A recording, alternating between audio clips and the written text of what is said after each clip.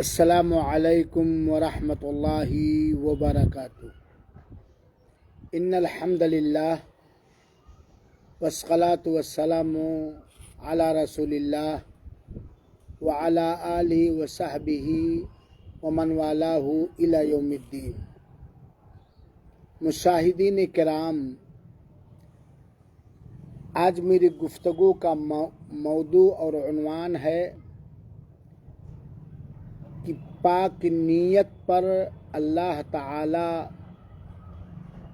پاک پھل عطا فرماتا ہے۔ ہماری اور آپ کی نیت جتنی ہی پاک ہوگی، صاف ہوگی، اخلاص پایا جائے گا، اتنا ہی اللہ تعالی ہمارے عملوں کا اچھا بدلہ اور اچھا پھل عطا فرمائے گا۔ صحیح بخاری شریف اور صحیح مسلم شریف کی ایک روایت ہے جسے سیدنا حضرت ابو ہریرہ رضی اللہ تعالی عنہ نے روایت کیا ہے کہ بنو اسرائیل میں ایک آدمی تھا، بنو اسرائیل کا آدمی تھا۔ یہ مسند احمد کی روایت سے پتہ چلتا ہے۔ ایک آدمی نے کہا کہ آج میں صدقہ کروں گا۔ اس نے نیت کی، ارادہ بنایا اللہ کی راہ میں صدقہ کرنے کا۔ چنانچہ وہ صدقہ لے کر نکلا تو صدقہ ایک ایسے آدمی کے ہاتھ میں رکھا جو چور تھا۔ جب صبح ہوئی تو لوگ آپس میں بات چیت کرنے لگے کہ آج ایک چور کے ہاتھ میں صدقہ دیا گیا ہے، ایک چور کو صدقہ دیا گیا ہے۔ صدقہ کرنے والے آدمی نے جب سنا تو تعجب سے کہا، ہر قسم کی تعریف اللہ تعالی ہی کے لیے ہے، میں نے چور کو صدقہ دیا۔ پھر اس نے نیت کی کہ آج میں ضرور صدقہ کروں گا۔ صدقہ لے کر جب وہ گھر سے نکلا تو ایک ایسی عورت کے ہاتھ میں وہ صدقہ رکھا، صدقہ ایک ایسی عورت کو دیا جو بدکار تھی، زناکار تھی۔ پھر لوگ آپس میں بات چیت کرنے لگے کہ آج ایک زانیہ عورت کو صدقہ دیا گیا ہے۔ صدقہ کرنے والے آدمی نے جب سنا لوگوں کی گفتگو کو لوگوں کی بات چیت کو، تو وہ تعجب میں پڑھ کر کہا، الحمدللہ الحمدللہ، ہر قسم کی تعریف اللہ تعالی ہی کے لیے ہے۔ آج صدقہ میں نے ایک بدکار، زناکار عورت کے ہاتھ میں دیا۔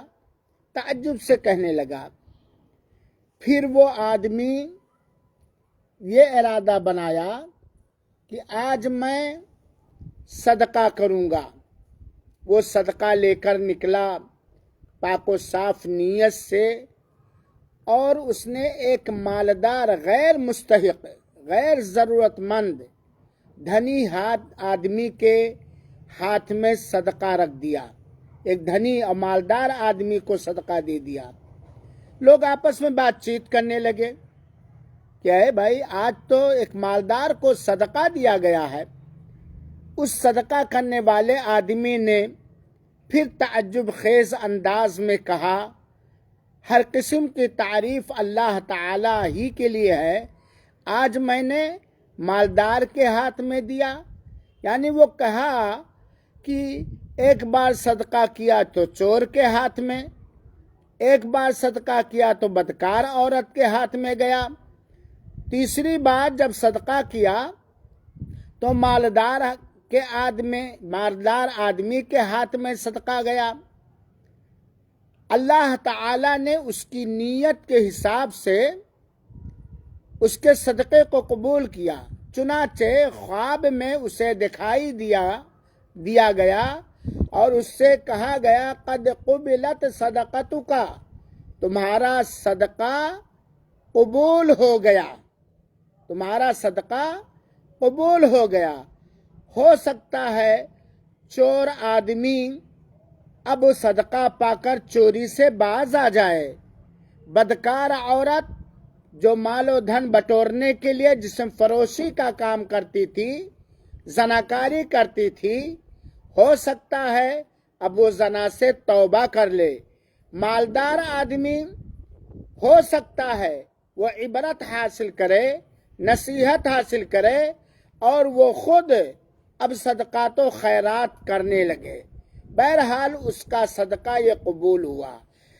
بخاری شریف اور مسلم شریف کی روایت سے یہ بات معلوم ہوئی کہ اگر آدمی مخلص نیت سے، پاک و صاف نیت سے صدقہ کرتا ہے اور لا علمی کی وجہ سے صدقہ غیر مستحق یا غیر مناسب جگہ پر پہنچ جاتا ہے، تب بھی اس کا صدقہ قبول ہوگا۔ اس سے پتہ چلا کہ اعمال کے اندر، کردار کے اندر، عبادتوں کے اندر جتنی ہی ہماری نیت پاک و صاف ہوگی، درست ہوگی، اس حساب سے اللہ تعالی اسے پاک پھل، پاک بدلہ اور اچھا بدلہ عطا فرمائے گا، کیونکہ انما الاعمال بالنیات، سارے عملوں کا دار و مدار نیت پر ہے۔ دیکھیے اس آدمی کی نیت صاف تھی،